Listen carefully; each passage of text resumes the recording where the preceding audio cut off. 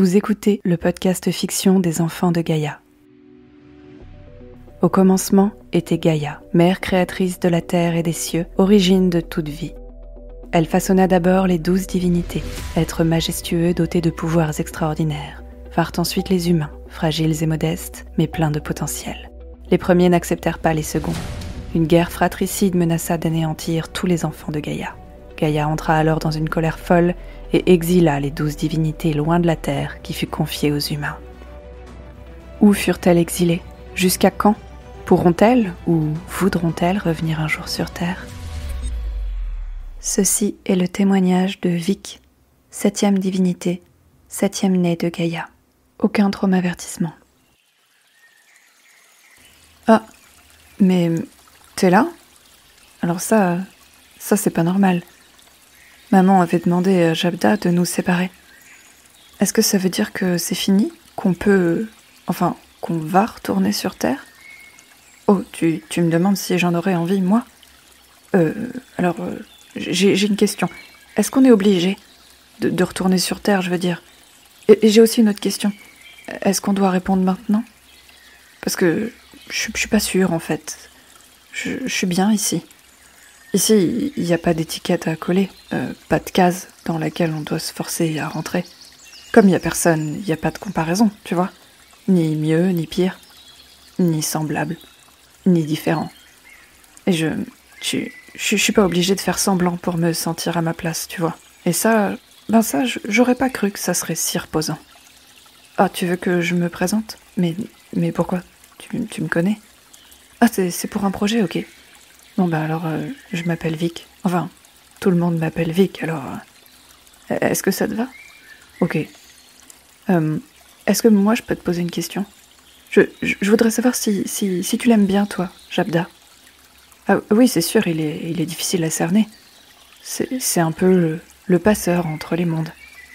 Et en même temps, c'est aussi lui, le créateur des mondes. Tout ce que tu vois autour de toi, c'est lui qui a rendu ça possible. Quand maman l'a appelé, il est venu. Mais il a d'abord creusé nos nouveaux habitats, à même la matière obscure, tu sais, la matière première de l'univers. Et puis ensuite, il nous y a installés. Et ensuite seulement, on s'est réveillés. Ça lui a pris du temps de tout construire. Il y a mis du cœur. Et personne ne le sait. Donc personne ne lui dit merci. Ce qui est logique, puisque personne ne le sait. Comment je le sais, moi ? Oh, il me l'a dit. Ah oui, parce que Jabda, il vient me voir des fois. On s'entend bien, lui et moi. Pourquoi tu fais cette tête ? Tu as peur de Jabda ? Mais oui, t'as peur. Mais pourquoi ? Ah oui, parce que pour nous amener ici, il a dû nous avaler. Oui, je comprends. Je veux bien reconnaître que c'était un peu effrayant. Mais ça commence à dater maintenant. Et il l'a fait parce que Gaïa lui a demandé. Donc bon, c'était pas vraiment de son fait. Mais même s'il était d'accord, sinon il l'aurait pas fait. Maman le contrôle pas, tu sais. Jabda et Gaïa, ils travaillent ensemble, ou alors pas du tout. Moi je l'aime bien, Jabda. Et il a beaucoup d'humour, Jabda. Je comprends pas toujours ses blagues, mais lui, il rigole beaucoup. Et il dit que c'est important de rire. Et de sourire aussi. Parce que ça active les muscles faciaux, et en réponse, le cerveau libère de la dopamine et des endorphines. Même si c'est pas un vrai sourire spontané. Et donc, ça rend heureux. Et tout est plus facile quand on est heureux. On est plus ouvert aux autres, plus ouvert au monde. Et on retient mieux, plus facilement les histoires. Tu trouves pas ça intéressant, toi, qu'on puisse soi-même créer un contexte favorable au bonheur et au savoir ? Finalement, notre perception du monde passe forcément par notre cerveau. Donc si on influe sur notre cerveau, on influe sur notre vision du monde. Donc finalement, nous maîtrisons notre monde.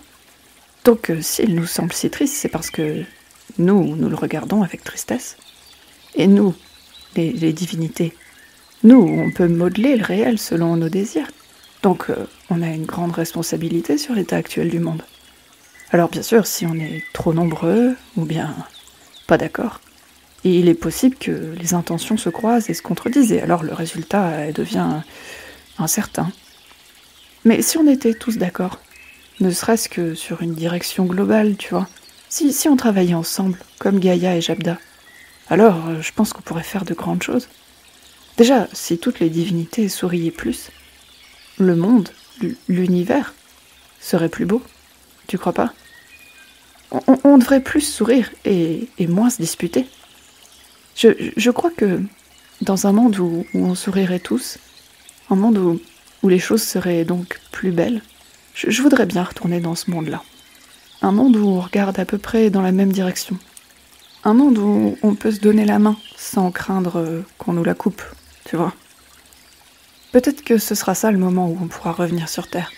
Quand on sera toutes et tous d'accord sur une idée du futur à construire. T'en penses quoi ? Ah, tu pars ? Ok, je comprends. J'ai souvent cet effet-là. Sauf avec Jabda.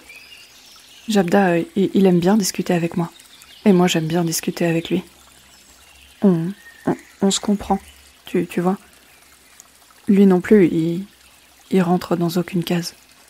Et même si on est très différents, en fait, le fait qu'on soit très différents, c'est ça notre point commun. Ah oui, et puis on aime aussi tous les deux sourire. Et aussi modeler le monde pour créer des jolies choses. Enfin bon. Ok, tu pars, alors à la prochaine. Ce témoignage touche à sa fin. Merci de l'avoir écouté jusqu'au bout. S'il vous a plu, dites-le à votre plateforme d'écoute en vous abonnant, en commentant, en notant ce podcast. Si Gaïa le permet, rendez-vous la semaine prochaine pour le témoignage suivant. Signé K.